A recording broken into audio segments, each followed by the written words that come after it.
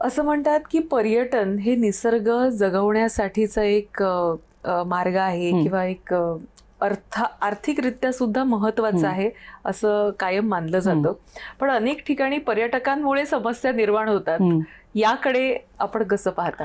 Actually पर्यटन, मग ते वन पर्यटन असलं तरी ते काही म्हणजे चुकीचं नाही किंवा वाईट नाही. निश्चित ते राज्याला, देशाला मोठ्या प्रमाणात रेव्हेन्यू मिळवून देण्याचं एक साधन आहे.